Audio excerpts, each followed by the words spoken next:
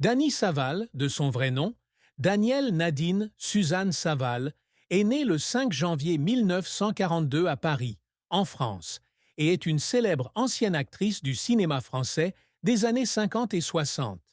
Avec sa beauté charmante et son talent polyvalent, elle s'est fait remarquer à travers des rôles dans de nombreux films, des comédies légères aux projets internationaux tels que Boing Boing 1965, avec Tony Curtis et Jerry Lewis. Débutant sa carrière à l'âge de 15 ans avec un rôle dans L'eau vive 1958, Saval devient rapidement une star brillante, non seulement en France, mais aussi à Hollywood. En plus d'être actrice, elle est également danseuse au Moulin Rouge, chanteuse avec des singles tels que Ne dis pas du mal de mon amour et scénariste pour des bandes dessinées et des comédies musicales. Mariée 4 fois, dont le mariage avec le journaliste et présentateur Michel Drucker en 1973 fut le plus durable, Saval a une fille, Stéphanie Jarre, de son mariage avec le musicien Maurice Jarre. Elle a pris sa retraite d'actrice à la fin des années 1980 pour se concentrer sur sa famille et ses activités de protection des animaux. La carrière de Dany Saval a été un voyage long et coloré, s'étendant de la scène du Moulin Rouge aux grands écrans en France et à Hollywood. Née dans une famille ordinaire à Paris, Saval n'a reçu aucune formation d'actrice formelle, mais sa passion pour les arts l'a amenée sous les feux de la rampe dès son plus jeune âge. À l'âge de 14 ans, elle commence à se produire comme danseuse au Moulin Rouge, où elle attire l'attention par sa grâce et son énergie explosive. Selon Mélodie TV 2021, ce sont ses performances qui ont ouvert la voie à son entrée au cinéma avec son premier rôle dans L'eau vive, 1958, à l'âge de 15 ans, marquant le début d'une carrière prometteuse. En 1958, Saval tient le rôle principal dans Les Tricheurs, réalisé par Marcel Carné, aux côtés de Jean-Paul Belmondo. Le film, avec son histoire de jeunesse rebelle, est devenu un phénomène culturel en France, catapultant Saval au rang de célébrité. Selon Wikipédia, 2008, le succès des Tricheurs lui a permis de recevoir de nombreuses propositions de films, allant de projets nationaux tels que Pierrot la tendresse, 1960, à des œuvres internationales. Dans les années 1960, elle s'installe à Los Angeles, signe un contrat avec Walt Disney Productions et joue dans des films tels que Un pilote dans la Lune, 1962, une comédie de science-fiction populaire auprès du public américain. Le point culminant de la carrière de Saval fut son rôle dans Boing Boing, 1965, une comédie populaire hollywoodienne dans laquelle elle jouait l'une des 3 hôtesses de l'air rejetées par Tony Curtis et Jerry Lewis. Le film, avec des acteurs vétérans comme Thelma Ritter, est devenu un classique, considéré par le public américain comme le rôle le plus emblématique de Saval. Selon Geneastar, 2024, Boeing a non seulement consolidé sa position à Hollywood, mais a également généré des revenus importants, lui permettant d'investir dans l'immobilier à Los Angeles. En plus d'agir, Saval s'essaye également à la musique en enregistrant plusieurs singles tels que C'est bien mieux comme ça, des Parisiennes, 1962, Ne dis pas du mal de mon amour, 1962, et L'hôtel particulier, 1971, écrit par Pascal Sevran et Bruno Droguet. Elle a également collaboré avec Mireille Mathieu et Marie-Hélène Breillat sur la chanson On rêve d'amour. Selon Mélodie TV 2021, bien qu'il n'ait pas connu un grand succès en tant que chanteur, ses efforts musicaux ont démontré la polyvalence de Saval.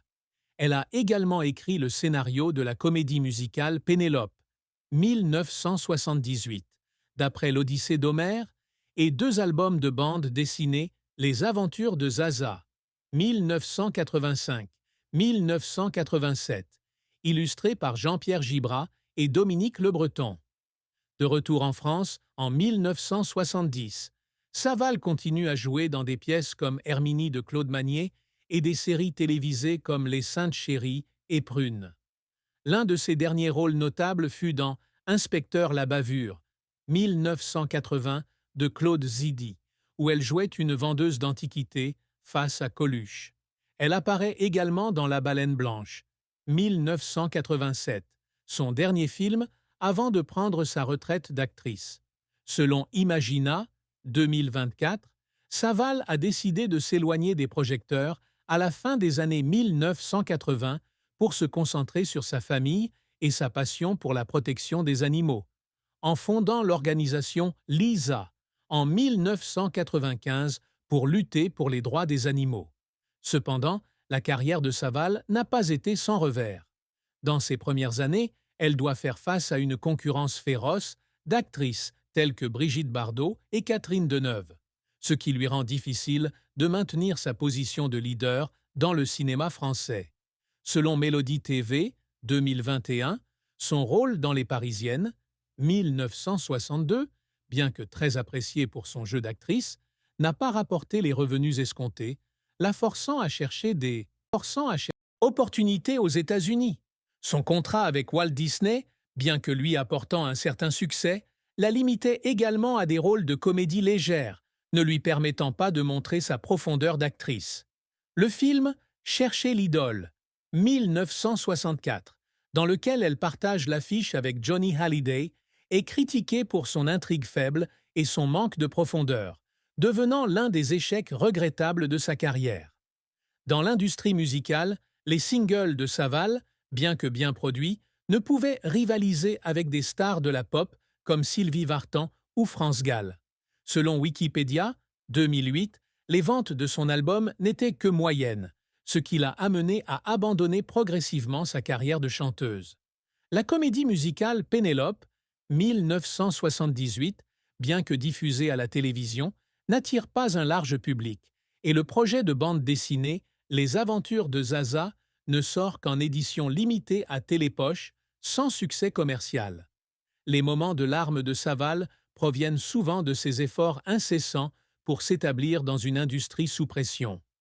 Dans une interview accordée à Gala, 2023, elle raconte avoir pleuré lorsqu'on lui a refusé le rôle principal dans un grand film réalisé par François Truffaut en 1963, une opportunité qui, selon elle, aurait pu changer sa carrière. « J'ai travaillé jour et nuit pour préparer l'audition, mais ils ont dit que je n'étais pas assez profonde. J'ai pleuré toute la semaine », a-t-elle confié. Une autre fois, dans Mélodie TV, 2021, elle a admis avoir versé des larmes alors qu'elle se tenait sur la scène du Moulin Rouge à l'âge de 14 ans, se sentant seule et obligée de faire ses preuves auprès du public. « Je ne suis qu'une jeune fille, mais je sais que je dois être forte », a-t-elle déclaré. Ces larmes ne sont pas seulement une expression de douleur, mais aussi un témoignage de la persévérance et de la passion de Saval pour l'art. La plus grande tristesse dans la vie de Dany Saval fut la séparation d'avec sa fille Stéphanie Jarre dans les premières années de sa vie, en raison de l'horaire de travail chargé de Saval et des bouleversements dans sa vie personnelle. Selon Gala, 2020, Stéphanie, née en 1966 d'un bref mariage avec le musicien Maurice Jarre, a grandi dans un contexte où sa mère se déplaçait fréquemment entre la France et les États-Unis pour poursuivre sa carrière. « Je l'aime plus que tout, mais il y a des moments où je ne peux lui parler qu'au téléphone depuis Los Angeles », a partagé Saval dans une rare interview. Ne pas pouvoir être avec sa fille lors des moments importants, comme les anniversaires ou les spectacles scolaires, lui laissait un profond regret. Une autre tristesse concerne les difficultés de santé auxquelles Saval a été confronté ces dernières années, notamment les problèmes liés à la mobilité et à la technologie, comme mentionné dans Public, 2020.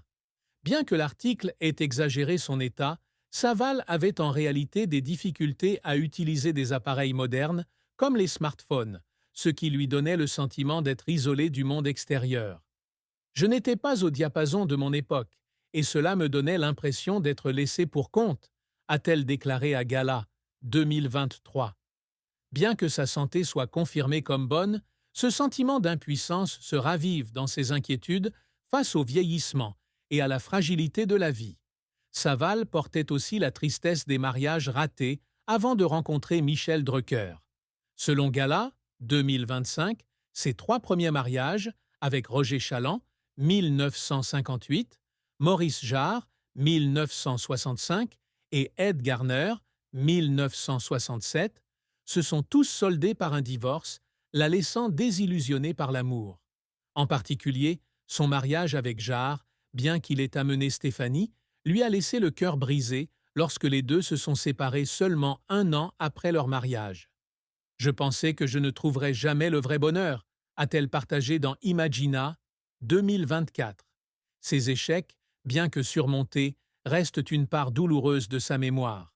Saval a finalement dû faire face à la tristesse lorsqu'il a abandonné sa carrière d'acteur en 1987 pour se concentrer sur sa famille et ses activités de protection des animaux. Selon Mélodie TV 2021, cette décision, bien que ce soit son choix, lui a quand même fait regretter d'avoir dû quitter les projecteurs qu'elle avait passé sa jeunesse à poursuivre. J'aime le cinéma, mais je sais que je dois faire passer ma famille en premier, a-t-elle déclaré. Cette tristesse, bien que rarement évoquée, fait partie de son cheminement pour trouver un équilibre entre passion et responsabilité. L'amour et le mariage de Dany Saval sont une histoire tumultueuse, avec 4 mariages et une histoire d'amour durable qui façonne sa vie. À l'âge de 16 ans, Saval a épousé pour la première fois Roger Chaland, un directeur de publicité, en 1958. Selon Gala, 2025, ce mariage, bien que soutenu par Chaland au début de sa carrière, s'est rapidement effondré en raison de leur jeunesse et des pressions